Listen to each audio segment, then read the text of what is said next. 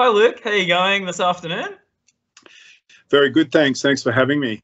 Not a problem. Thank you very much for your time. I know you're a busy man, and I'm sure you want to get back into the water after this. But yeah, let's first off, let's talk about. Can you give like a bit of like a review of last year? Well, 2021, things changed drastically for me. Australian quarantine pretty much decimated my coaching role on the WSL tour. Yeah. But it's not all negative, though. I have a beautiful little 10-month-old son, and he was born late March. And I was prepared to do some travelling with away from him, but once the Australian leg of the WSL tour finished, I decided that I wouldn't go away and do all the quarantine coming back into Australia and just spend time with the family up till Christmas, which is just gone. So reality check, getting back into work this month, getting back into it. But it's been, just tried to make a positive time out of a pretty negative situation and just spend as much time with my family as I could. And so that's what's got me to this point through 21. Have you been able to travel now? I do believe that the Australian borders have stopped now, so as long as you got the injection, right? Yeah, that's correct. As long as you're vaccinated, you can move around quite freely. You can move overseas now without having to quarantine for 2 weeks in a hotel room. I did that last January. I went to Hawaii and worked for Julian Wilson for the Pipeline Masters, and then the Sunset Contest was cancelled because of an outbreak in the area.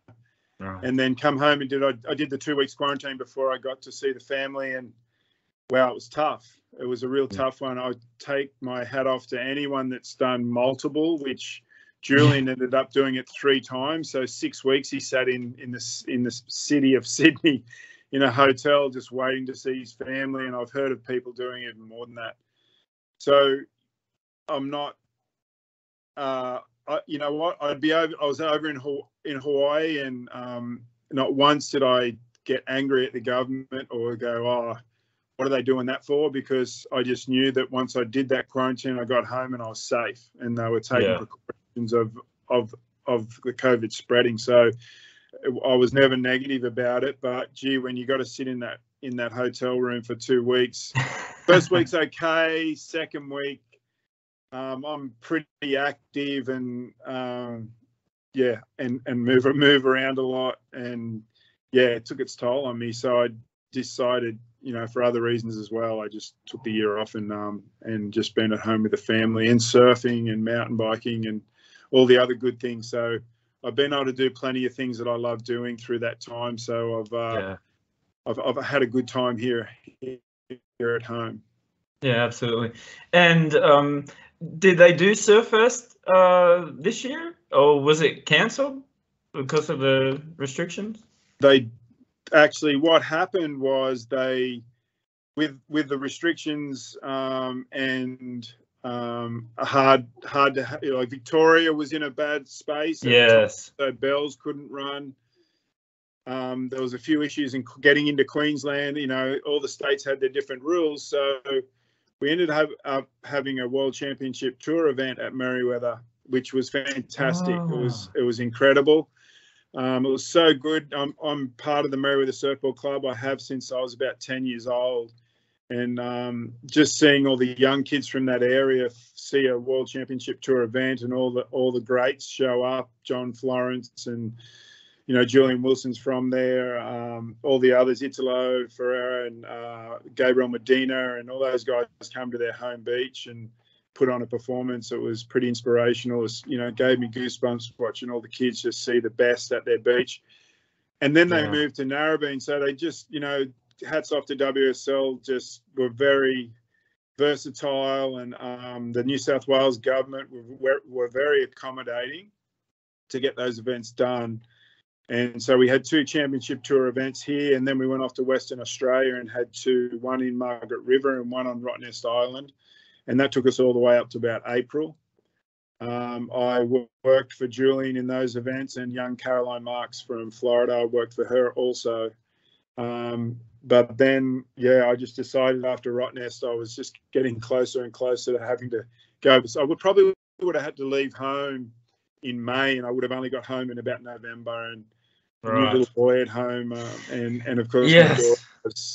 I've done the hard yards many years ago. I've travelled the world for a long time. I really enjoy coaching, but family first this time, and stayed home from that point. Yeah, absolutely. And did you personally, like for 2020 when it first started, did you have to sort of cancel anything? You having to do a lot of travel? Yeah, we had to adapt, but it was a lot of hurry up and wait. Like a lot of events were on and then they were cancelled. So I was working for Julian Wilson, and we we're doing a lot of training and being, like it'd go all the way up to a certain point, and then you'd be like, there's no way they can, we're still not allowed to travel. We're still not allowed to do anything. So the contests would get cancelled. They'd make new plans, and things would happen again. So 2019 was like all year. We just kept trying to stay motivated and keep everything to a point that it needed to be at. So there wasn't too much competing. So there was just a lot of training and stuff like that. But no real contests happened. That pretty much the tour was cancelled. So and then we headed to Hawaii in December. Spent Christmas there and into January for the start of the season that's finished in September at Trestles. So what was that like? Finally getting back after that huge break. Was it good to see everybody and get back to sort of reality again? Yeah, it was good. Yeah, it was great, especially going into Hawaii too. It's one of my favourite places in the world to spend time. I've got great friends there, friends that I pretty much call family. I've been going there since I was about 14 years old. So I love the place, and especially at this time of year, there's a lot of good swell, good winds, perfect for surfing. And so it was great to be back there, and it was great to finally get back into, what we enjoy doing. And let's go back, way back. We have very similar upbringings. We're both born in the great city of Newcastle, Australia. So tell us about growing up there. What are some of your memories growing up there as a kid in Newcastle? Yeah, I love Newcastle. Spent all my childhood there, right up to my early 20s. Of course, traveling and then started traveling a lot in the World Tour, but living and riding my bike to Merewether Beach, going surfing and being part of the Merewether Surfboard Club. It was a dream place to grow up. There was really good surf. School was good. I couldn't ask for much more. It was great. My dad is a surfboard shaper, so we had a surf shop, we had a surfboard factory. I was into surfing, so pretty blessed. Yeah. And when did you sort of realize? It says here that you were 7 years old when you first started getting involved with surfing. Is that correct? Yeah, about that. I got scared. I got pretty much scared out of surfing around 8 or 9. Right. What was that? Dad took me out in surf that was a bit too big, and I didn't do it for about a year. I started skateboarding more than I was surfing, and then I skateboarded for about a year, and then he took me to a contest down at Manly Beach, and I hadn't surfed in ages, and I surfed, and it just seemed really fun. I was back in the water and did really good in the contest, made the final quite easily, and end up second to Nick Wood in that event. And then I was like, oh wow, this is awesome. I'm really enjoying this again. So I was back in the water from that point, and it was from then on I was just hooked again, and I've never stopped again. Pretty much only skateboarded a little bit from then on, and ended up surfing was it.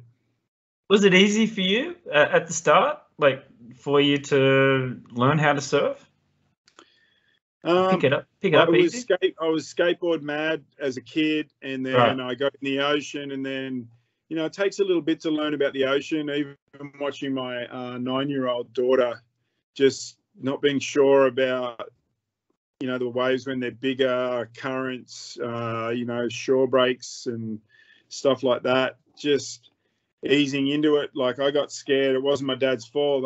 We just got into a situation that I was like, I'm not going back out there. Yeah. You know, that was sketchy. And just watching my daughter, I'm trying for that not to happen. She wants to go surfing. She's had a couple of near misses, but, you know, that scare you. So it takes a little time to get confident in the ocean. So I think, you know, some places are better for it. Like the Gold Coast is just these long rolling, beautiful waves, and it's easy to get out. It's nice, you know, the shore breaks not too crazy to get over. So some places, some places are a lot better than others for that. So where I live in Merewether was dumpy, and the shore break was pretty gnarly, and around here's the same for Isabella. But so once I got over that and got to control the ocean and got more confidence, and then just kept building that, and then riding waves wasn't easy, but I just enjoyed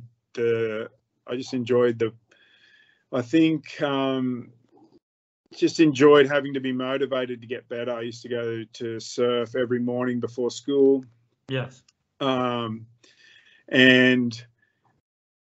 Just striving to get better, and I think getting rewarded too. I was lucky enough my family would take me to all the contests, and once you get a good result and get rewarded, you just want to get out there and try a little harder and see if you can get better. And I got into that kind of cycle, which, you know, got me to where I was. I just enjoyed putting the work in, getting a result, and was like, yeah, that was cool. That was worth doing the work and putting the effort in. Yeah, absolutely.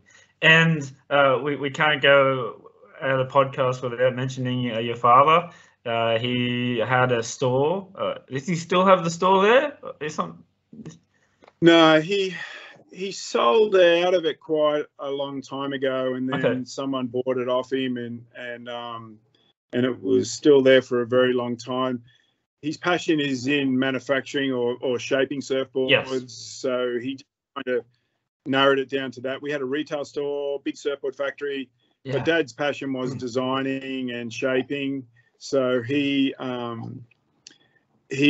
kind of just focused on that more by selling the store, and and he's still doing it. You know, still doing it today. He's in his late 70s and still enjoying going in and shaping boards, and he's a fine joiner by trade, does beautiful furniture, and getting back into making balsa surfboards again now, like when he started, when he first started his surfboard building career, they were making him out of balsa, and he's got back right into that these days and is making some beautiful, beautiful surfboards. And was he a surfer himself, obviously? Yes, he was. Yeah. He was a surfer. He surfed mainly at Bar Beach, the opposite end of Merewether. Oh, rivals. Yeah, exactly. Yeah, a little bit of rivalry there between the two beaches. But, he grew up just down the road from there, was making his surfboards down the road from Bar Beach, and surfed all the time, and still surfed up till recently. Now he seems to like just going for a paddle on his paddle board out. He lives on the Lake Macquarie now. Oh, so it's slowed down a bit, and just, they live on a waterfront there. So he just takes his stand up down and goes for a stroll on the water these days. But surfed up till not very long ago. Yeah, absolutely. And you spoke about it before, the Merewether Surf Club. Always going past there when I was living in Newcastle, always having competition. So what does it mean to you? I mean, you've been a member for so long now. Yeah, Merewether, I have to give a lot of credit to Merewether for where I ended up in my career. The competition was always fierce. The advice was always good. The support was massive. So, Merewether contributed huge hugely to my surfing career. And that's why I'm still part of it now, even though I don't live in I haven't lived in the Merewether area now for a very long time, but that whole time I've always participated in everything with them, and still surfed for the club up to recently. Represented the club in the teams events and surfed for the team.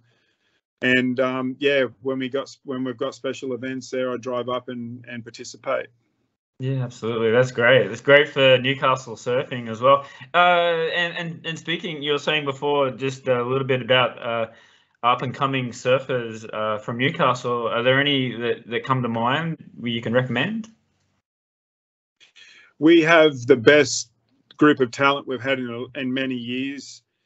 Morgan Sipley just made the tour last year and ended up in the top 5. Right. He wasn't originally from Merewether, but then ended up spending a lot of time in our area. Of course, Ryan Callanan's probably been the best born and bred in recent times, and Jackson Baker has just managed to get himself on the WCT for the first time in 2022 and surfed quite a good heat just the other day at the Pipeline Masters for his first heat of his career. So we've got some really good surfers at the high level. It's been a while since we've had this many at that level, and like I said before, the World Championship Tour being at Merewether the other day, I'm sure we've just inspired. At the beginning of the year, I'm sure we've just inspired some more talent. So we'll probably see some more in the future, because the club gets really behind them. Any prize money we make from any team events or anything like that goes straight into the young development of the juniors, and that all goes straight back into those guys. And I'm a part of it now. I do some coaching of those guys, and yes, I did some training with Jackson Baker for his Challenger Series campaign. So I enjoy being part of that as well with the club. Yeah, absolutely. We're talking about Newcastle, and it wouldn't be, it'd be wrong not to talk about Mark Richards, also a famous surfer from Newcastle, won numerous world championships. I saw on your Instagram, and I want you to tell me the story. Maybe you can't remember, but he said that when you were 17 years old, you were the caddy for him. And he said that it was quoted saying that you were a huge inspiration for him for that particular event that he won. So can you remember about that? And can you tell us a bit of a background story towards that? Yeah, Mark always has such kind words. It was an inspiration to me. I'll never forget it. I'll never, ever forget that for as long as I live. He was near the end of his career, but he was still surfing very well. And in Hawaii, his experience was still up there with the best. And he loved going there and still competing in Hawaii. And that was around the first, I'd only been to Hawaii a few times at that point. So I was always wanting to be around Mark to learn about the different spots, Sunset Pipeline, and places where we had to compete in the future. So I was just trying to get what I could off Mark. Yes. Yeah. And this particular year, the first year, he asked me if I'd caddy for him. I was like, oh wow, of course I will. Yeah. That'd be amazing. But what ended up happening was the waves got ginormous. They got huge, and we ended up at Waimea Bay. And the waves were 15 to 25 feet throughout the day, about 15 to 20 in the morning, and then up to 25, some 30-foot closeout sets, close the bay out in a heat that I was in caddying for Mark. So to see him do all that and to do it, and, to see how calm he was through all that. And I guess when Mark was so calm, I was like, well, I've got to be calm. If he's so calm and I'm supposed to be there for support and with supporting the channel, I was always like, well, I've got to be calm. I've got to talk to him, nice and slow and precise. When he asked me questions, I've got to know what's going on. I just try to feed him with any information that he was after. So I tried to stay as alert as I could, tell him what, just give him as much information as I possibly could was my goal, because I was just pretty nervous to be asked to be in that position. Yes. And and then Mark saying that on my Instagram I was like, oh wow. So that was pretty cool that I was giving him inspiration by telling him how other people are going. Yeah, I like the waves you've been getting. Just that kind of stuff. Same kind of stuff we do now when we're coaching. So yeah, that was incredible time. And then I ended up ended up winning the event. Broke a couple of boards, so I had to swim. I had a couple of swims that I had to do. But yeah, even though I was in Hawaii when I was younger, I was just taught by the whole Merewether community, surfing community, to don't be afraid to ask questions. If someone asks you for an opportunity like that, grab it. Be the best you can be if you get an opportunity like that. So I was just doing everything that the Surfboard Club taught me to be, really. And we did a good job. We came back and I think he won the next year as well, and I caddied for him the second year also. So, to have a partnership with one of the world's most incredible surfers, one of the, he's right there with Kelly Slater and what he managed to achieve in the sport. So yeah, awesome. I still have a great relationship with Mark. I love that he's still building surfboards. He's passionate about. And me being a shaper's son, I'm still so passionate about surfboards. I still do a lot of R&D work with JS, who are up on the Gold Coast.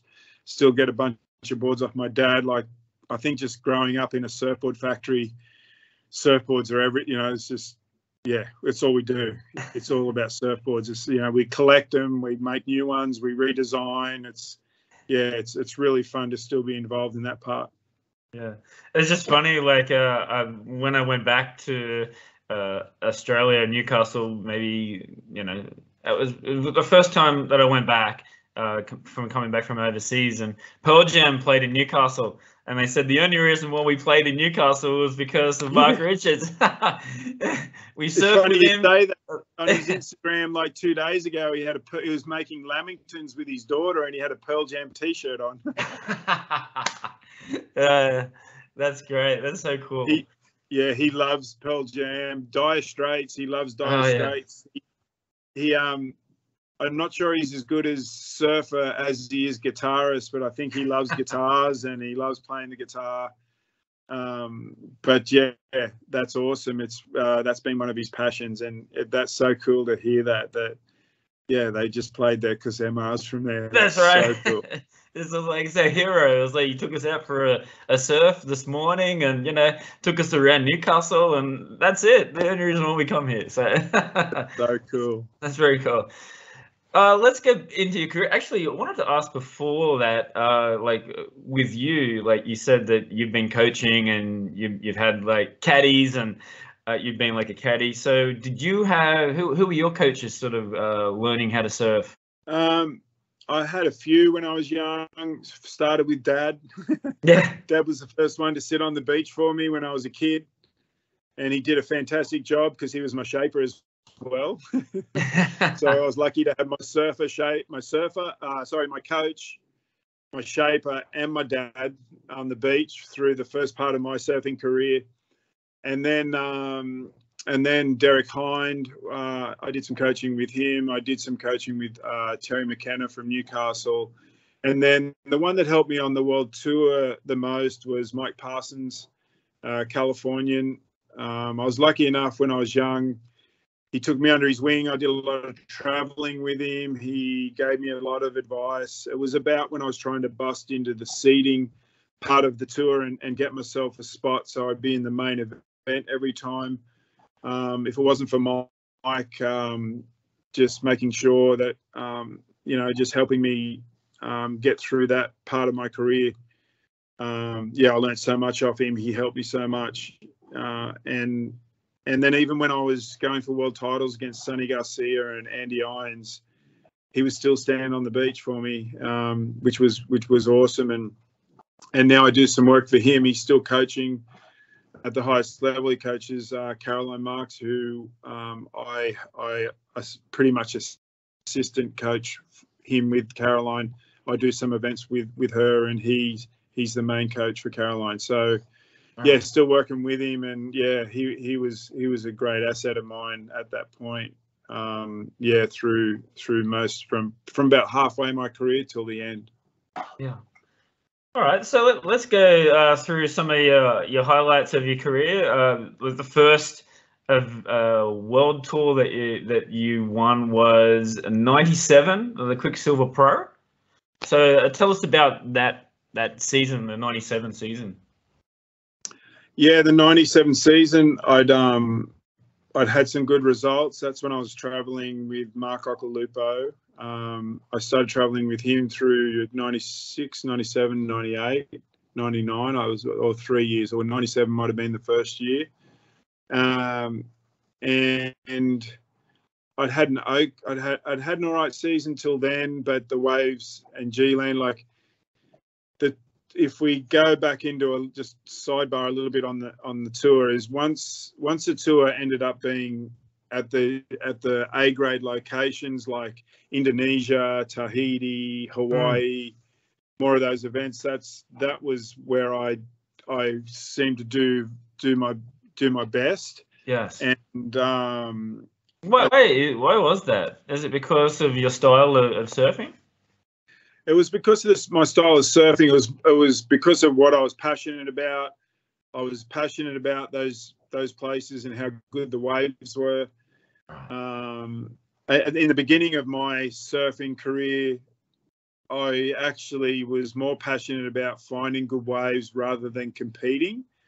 For example, a few Australian titles that I'd qualified for, they clashed with the family holiday to Bali, and I decided not to go to the Australian titles because I didn't want to miss out on going to surf Uluwatu and Padang Padang and Canggu, and you know, like, still really passionate about that side of it. And I think that part of it, and I'm quite a big guy too. I'm only 6 foot, but I'm big frame, big shoulders. Always, you know, for as long as I can remember, I've been over, say, 85 kilo. And in the small beach breaks, sometimes that was hard for me with my size. So, you know, with the A grade locations, there's plenty of power. The waves are a lot steeper, a lot hollower, and so a combination of me being bigger and my passion for those style of waves. And G-Land is one of the best waves in the world. And the year I won, it was firing. We had a lot of big swell. There was a lot of good waves, and yeah, I just felt at home with it. I'd been in Indonesia for quite a bit that season, and I just felt, it was just, it was big, and yeah, it was awesome to finally win one because it took me a while. Yeah, and it says that one of your main styles, you know, was the tube, you know, surfing the tube. So obviously, yeah, you're seeing big waves there, right? Yeah, as a passion, yeah, just quality waves were just. I was going to say passion, but I reckon it was obsession.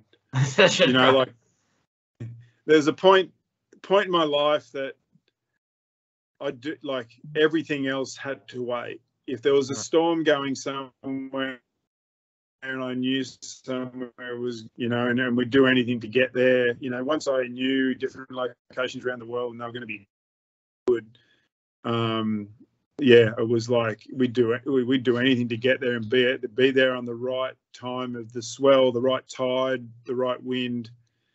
Yeah, obsessed with getting great waves around the world. Everything else would go on pause. And yeah, so that part of that too, I think, is why I ended up being good in the quality surf. Yeah, and I also saw you're in a movie with Marco Occhilupo, like at the end of the movie. So yeah, Mark Occhilupo, yeah, I was in the last section of his movie. We spent a lot of time together through the late 90s on his comeback, and was great to be traveling with him when he won his world title. Yes. And we were kind of coaching each other through that time. I was getting my best results then. Mark helped me a huge amount to get some of the best results of my career at that time as well. And he managed to get a world title. I think I finished 4th or 5th in that year. So, you know, we were a great team to help each other. And in those times, we were not many people had coaches on tour, so a lot of surfers would partner up and help each other, and that's what we were doing. Yeah, absolutely. In 2000, you were runner-up in the World Championship. So close. Can you tell us a little bit about the 2000 series? Yeah, in 2000, I lost the world title to Sonny Garcia, but Sonny Garcia was actually I managed to claw back in the end and get close, but he won it in the second last event in Brazil. The year I got closer than that was in 2002 with Andy Irons. That year got down to the second last event, and I had to get through one more heat to make the world title go to pipeline, and I lost, and I didn't make it into the final of the event at Sunset. That year hurt a lot, not to keep it going to pipeline, because I think I would have had, even though Andy Irons was incredible at pipeline, I think I had more of a chance than what I did surfing against him at Sunset. Or, you know, yeah, or even if I got a win at Sunset, I could have clawed back further, but I lost in the semi-finals. And that one hurt a little bit because I had put so much effort into it. But, you know, I sometimes reminisce and go, oh, yeah, I didn't win a world title. And then it takes me about a second to just start thinking about how blessed I am to have such a great life of even challenging for world sport like surfing. It doesn't take me long at all just to turn the whole thing around and go, are you kidding me? You're still doing it. I'm 53 and I'm still doing it, and I'm part of the sport, and it's given me my whole life, and it's still a huge passion of my life. So yeah, it doesn't last long to kind of beat myself up too much by not becoming a world champion. Yeah. And then the last event that you won was the 2004 Billabong Pro. Can you tell us a little bit about this one as well?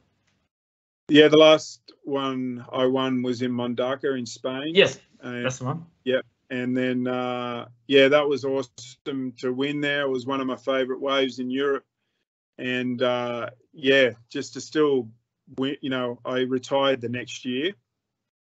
So to still be winning contests to that point was unreal. And in the next year, I really struggled to find the to find the enthusiasm to do the training and to keep myself at that high level. I was showing up, showing up, and still struggling. And I just felt like I was out of steam. By that point, it was about 22 years of chasing it. Yes. And, you know, sometimes you just know, you show up and it's hard. It's hard. I thought I was motivated, but I don't think I could do the work to be there on the day. You know, it all takes, you know, we see great athletes and the work that's got them into that point when they walk onto the court or they paddle out for us into the surf, into the arena that we surf in. The work that goes in to be the best is huge. And I really struggled in 2005, so I decided to retire from competitive surfing. Yeah, right. And you're talking before about keeping fit and you know, what was your diet at that time, and do you still have the same sort of regime? Yeah, so 2005 I retired. I did 2005. So 2006 I decided to just have a big rest and just I didn't train much. I didn't even go to the gym. I just surfed a few times a week and just enjoyed enjoyed winding down such a long career. By the end of 2006, I felt the worst I'd ever felt. Maybe it was the come down of being a a professional athlete that traveled globally every year to all these beautiful places and stuff. You get the maybe itch. there's a while to that as well. But straight away, all I did was start training hard to surf the best I could. Right. And I thought, oh, wow, like I've trained my body to do this for so long that I'm just going to have to keep doing it. You know, it's just the reasons are changing or going back to why I started. I wasn't putting the jersey on to make it my living and to try and beat the best in the world and be the best in the world. It was back to just doing it for me, chasing good surf, being with good friends, being part of the culture of surfing. And still doing good surfing. You know, it's funny. I'm good friends with Andrew Johns, and he's always said to me that he's jealous of us surfers or retired professional surfers because we can paddle out at any place and go and surf as hard as we want and try and relive those times, or maybe get some of that adrenaline from those times of being at the in the elite group of the sport, where he's got to have a whole field, a whole lot of people, the best in the world coming at him. It's a different scenario where we can just go grab a surfboard, paddle out. Like Joel Parkinson's a really good friend of mine, and he's been, second or third year retired now, and I can see him just getting to that point again. He's like, oh, I've just got to keep surfing because I've done it for so long, and I'm surfing for different reasons. You're out there and he's still one of the best in the world, but he's just not putting the jersey on anymore, and he's a little older, so you surf a different, you're drawing different lines, you're riding different surfboards. We're very, very lucky to have that in our sport, where footballers or basketballers or anyone like that, they need that whole situation and all these other people involved in that team sport to play that elite, for them to show their eliteness. Yes. Or to just endure their eliteness again and feel the adrenaline they get from it. So until Andrew said that to me, I didn't really realise it, and it actually made me feel even more so that I need to keep pushing and keep fit and keep surfing as much as I can, and try and keep my level as high as long as I possibly can. Yeah, absolutely. And you were saying earlier that you're now living in Cronulla. Are you still a Knights fan, or do you have a... No, once a night, always a night. Oh, come on. That's the way. And I also saw you had a photo of Tex Hoy as well. Obviously pretty proud of him. So do you get to come down and watch some of the Knights games as well? Yeah, I try to. It's been a bit hard the last couple of years. I actually live I live about a 5-minute push bike ride from Shark Park. So, all right, there you go. Before they started building a block of flats and a shopping centre next to it, we haven't got rugby league games there yet, but they're coming back. And I live right near it. And if there's any game on, I still go down there to watch. And if it's a Knights game, even more so, I'd put it in the diary. And I'm Tex's godfather, so I'm really good friends with Matt Hoy. Just see Tex take his career to the level he has, and excited to see him take it even further. It will be phenomenal. He's such a talent, and there's still a lot of hard work to do though. And I hope he achieves all his dreams and goals. Yeah. He's got a big chance this year, now that Pierce is gone. Hopefully he gets a main spot in the team this year. So Andrew's there on the coaching staff. Yes, Andrew Johns as well. That's awesome. Yes. Him and Gids and a few of the boys are back there and on the coaching staff. So let's see what that's done over the off season. I'm sure that'll put some some fire from the heritage of what those guys achieved. Will be awesome to see how they come out of the gates this year. We're due for a premiership, Luke. Yeah, exactly. Overdue, I think. 100%. Yeah. So yeah, as you said, you retired in 2005, but then it says here in 2006 you become the marketing director for Billabong as well. So you've had a long relationship, like being like a sponsor during your career, right? Yeah, I was fortunate enough to retire and go into that position as marketing manager at Billabong, and it was the reason I decided, like, okay, I'll step out now and go straight into a role like that, because I just wanted to go and learn from some of the best in the industry. I've always had, since when my mum and dad had retail, surfing retail, I was always interested in the industry, and I've always, kept up on what's going on, and my dad's been in the industry for a long time, over 50 or 60 years. Yeah. So yeah, I really enjoy that side of it, and I was one of the founders of Electric Sunglasses, and then owned the Australian business while I was competing. So I've always, had a lot of interest, and I saw that as an opportunity to learn from some of the best in the industry, and which I did. I was only there for 3 years.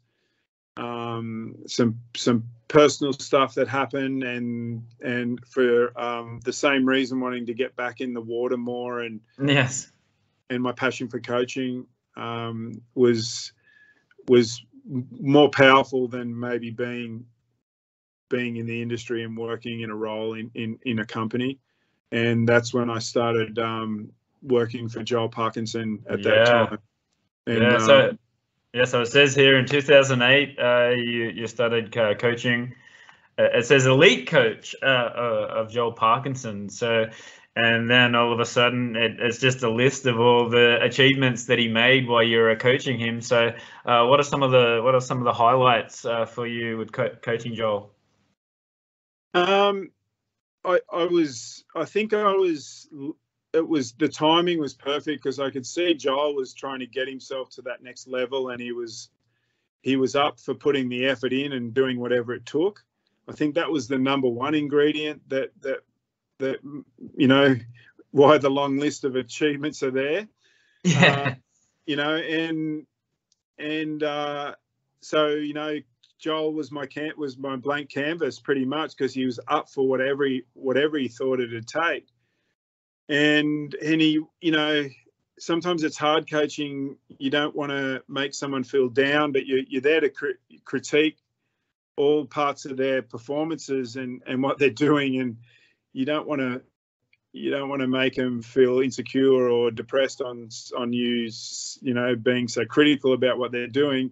But Joel was never like that. I could just speak my mind to him, and as long as I had good content to give him to help him improve that, which I always did, my personal opinion on it, he'd take it on board, and he'd add a bit of his own spice, and the outcome was, I think we won 2 or 3 bells together. J-Bay, the list goes on. There was a lot of event wins there, and then he managed to win. I didn't travel with him the year of 2012.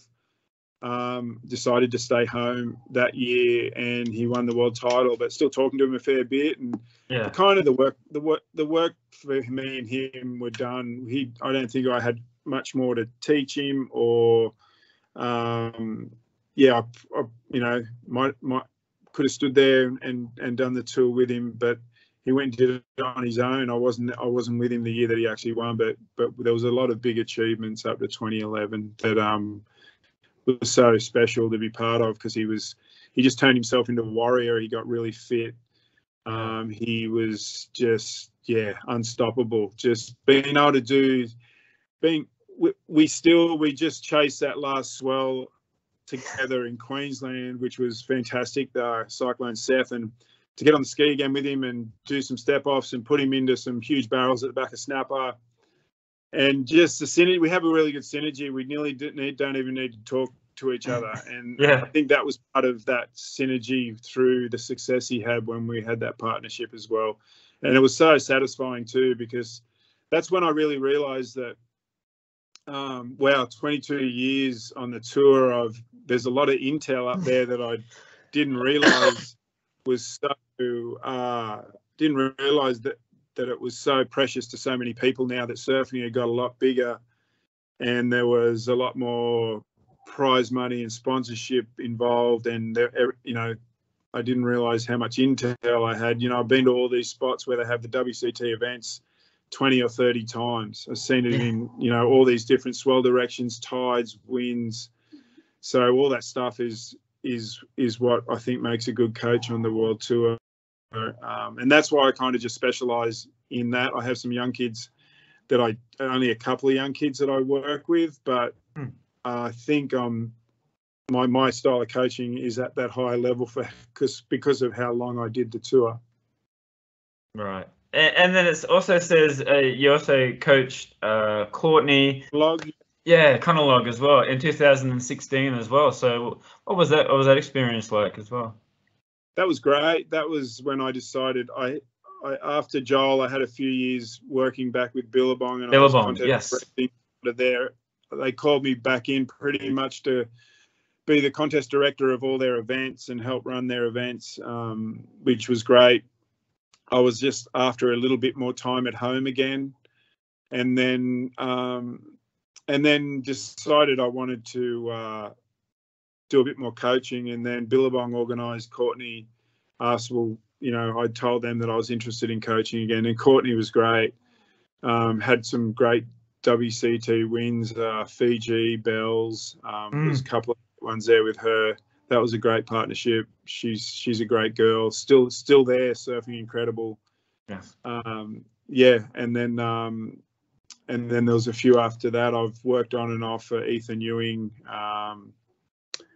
Who else? There's been a few in the last few years that it's been really fun working with some of the younger guys. Sounds like you're the go-to person for the coaching. There's a few of us. There's Jake Patterson just recently retired from coaching. He could be back though. Sometimes you just get to a point. We've been doing it for so long. This is the point. You need to stay at home for family reasons, business reasons, or whatever. It's when you were doing it competitively and then you're back on the tour again, turning up at events, and then sometimes you just need a breather at some point. Richard Marsh is there more than anybody at the moment, putting in some huge time there with some great surfers. He coaches Ryan Callanan and does a fantastic job.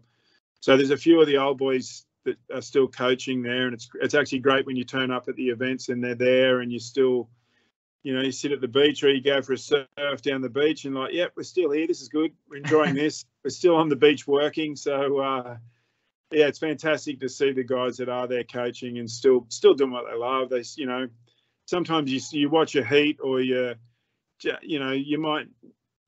athlete might not even take on too much of what you got to say, but when they go out there and put on a great show or a great performance, it's really satisfying. You know, even if they're not your athlete, you know, they get out there and just being on the beach watching good jewels of good surfing, to me it never gets old. Yeah, absolutely. And I wanted to go back to Joel Parkinson. I saw a video and I've actually never seen this before. It's called foaling, where you have like the fin underneath the board, and it's like foiling. Modified. They call it foiling. So it's up on like a keel. I haven't done too much of it myself, but Joel's right into it, and it looks amazing. They go super fast because it's just up on the wing of the bottom of that board.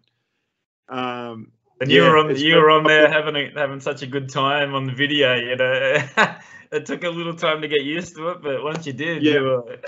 Exactly. Yeah, it's funny these days. At the moment, I'm in a phase, or I've been in a phase for 10 years of when there's no surf, I go mountain biking.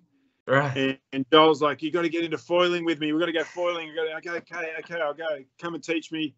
I did a couple of lessons. I kind of got it going, but I just haven't got into that point that when because the waves have got to be small, right? You know, to start foiling and stuff like that. But I just can't not go mountain biking when there's no surf. It just takes the time. I go, am I going to go up there and go foiling? No, I'm going to go mountain biking. So I haven't. And funnily enough, I went mountain biking with Joel last week on the Gold Coast. So he's starting to get the bug as well. It's pretty fun.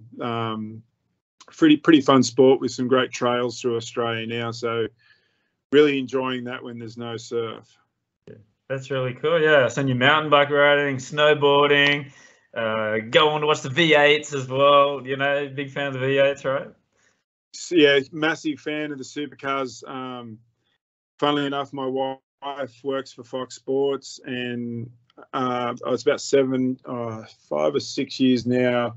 She drove home from work and rang me and was like, "Wow, you thought you loved me before. You're going to love me even more now." And I'm like, "What are you talking about?" She goes, "Well, they've just made me the host of supercars." And I'm like, "Oh my God."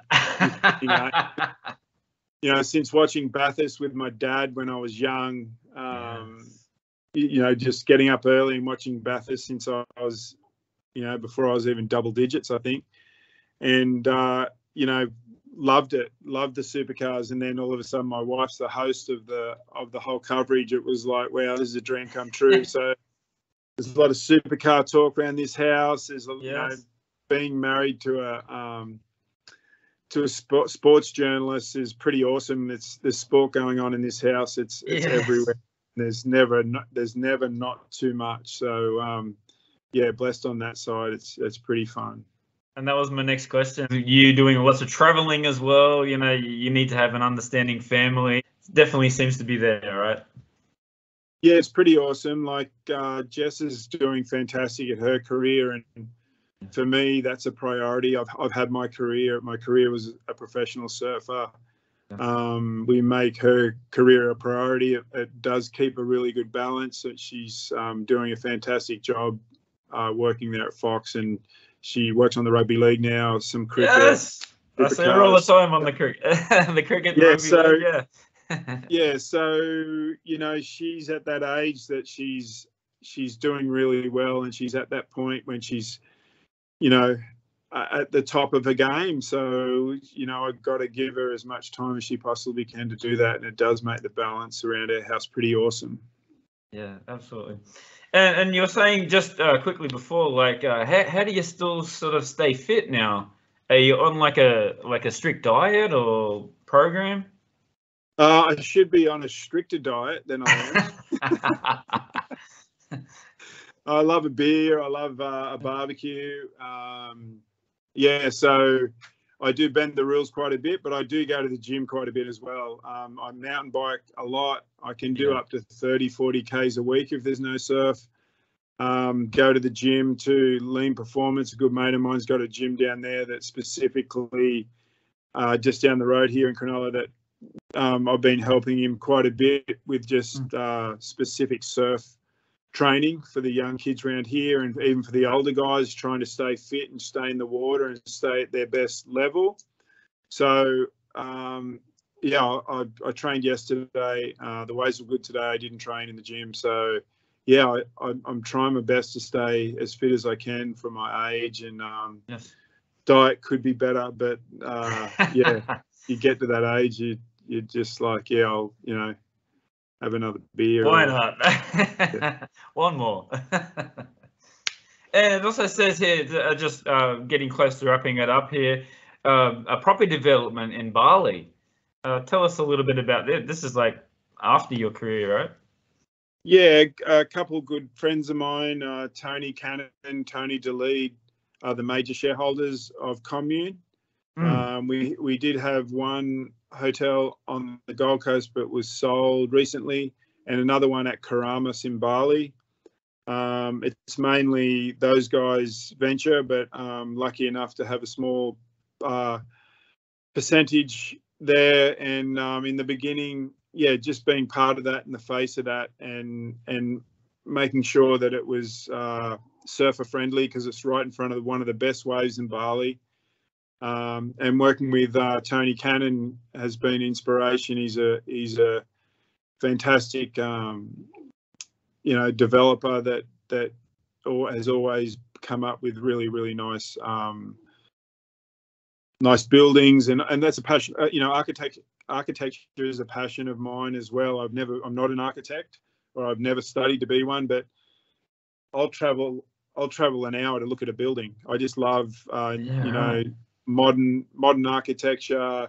I think when I was a kid, I was in and out of houses being renovated or being built with my dad, I think that kind of stuck as well. I love, I love different spaces and why they've been built certain ways. And I built my place with Tony Longhurst, actually, or racing car driver, supercar.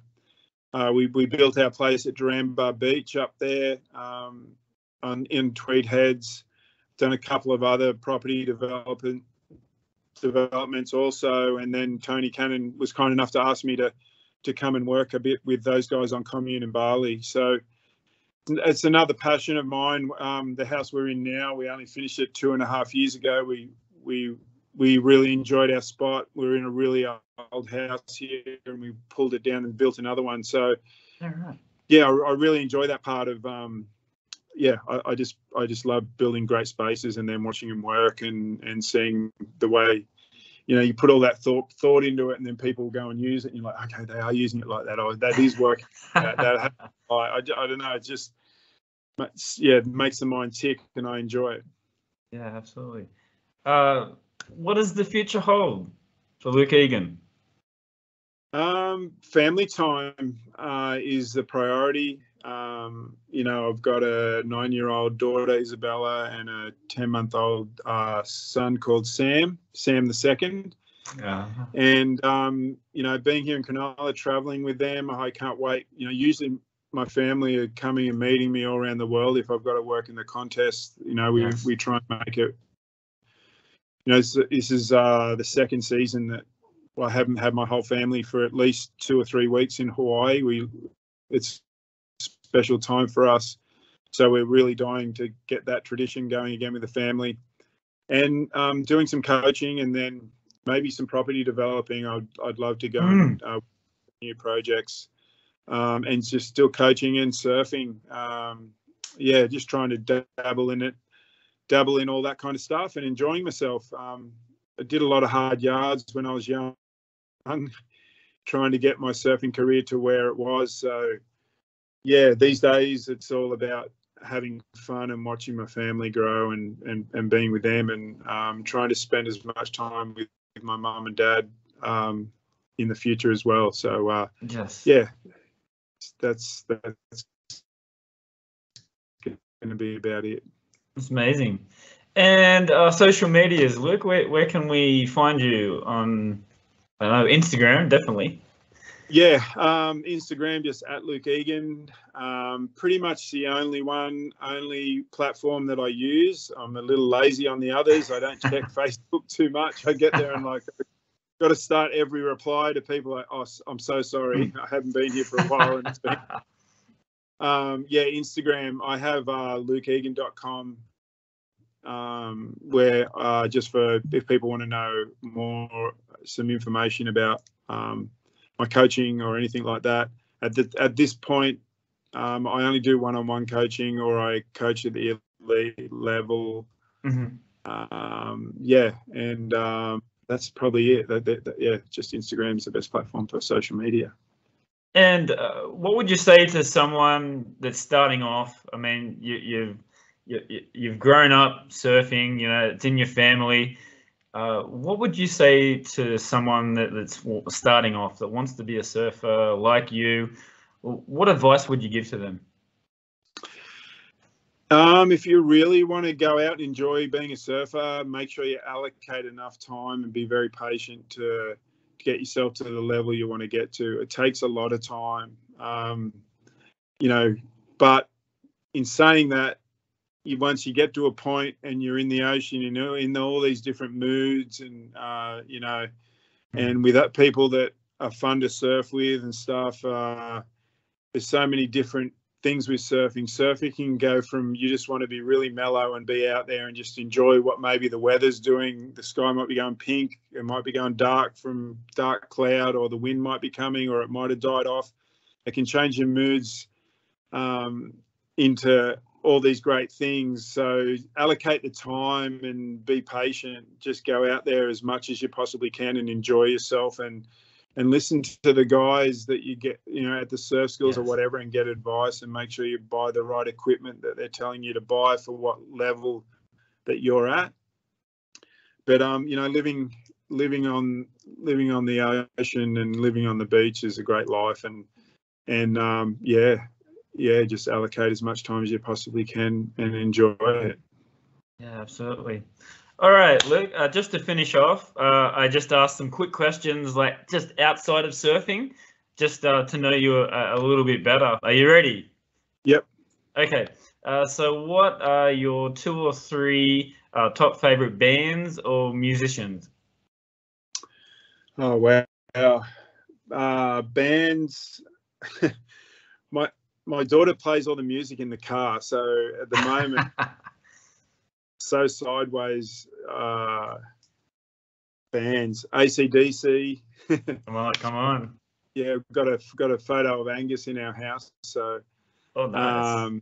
yeah, AcDC would be number one, and then I like getting into the mellower stuff as well. But let's just leave it at that. AcDc. All right. And movies. What are your top 2 or 3 favorite movies? The Senna movie, the Senna documentary, was my favorite movie of all time. And what have I watched? Yellowstone. It's not a movie. I've been so into Yellowstone. Me too. I'm up to season 4 now. Left. I'm on a binge. We don't have any left to watch. We're devastated. We've watched all of it. We're finished, and we really enjoyed it. It was awesome. So good. And then what else have I watched surfing wise? The new Big Wave one is fantastic. I've only watched a couple. 100-foot Wave with Garrett McNamara. I think I've just watched a little bit of it. I've been kind of saving it to watch it, and I've just started, and it looks fantastic. Yeah, absolutely. Your 2 or 3 top favorite sporting teams? The Knights, for sure. I've always liked the Chicago Bulls basketball. And what else? Who else in sporting teams? Merewether Surfboard Club. Come on. Give me your 2 or 3 top favorite international places that you've been to, and then 3 places that you'd like to go to in the future. I love Hawaii, Indonesia, South Africa, and France. I'd love to go to Chile. There's great surf in Chile. I've never experienced that culture before. And where else? Yeah, Chile's one that I think about a lot. Yeah, that I really want to go to. I've never been there. Maybe, yeah, I've never been to El Salvador either, and that'd be interesting as well. Yeah, absolutely. Last question, Luke.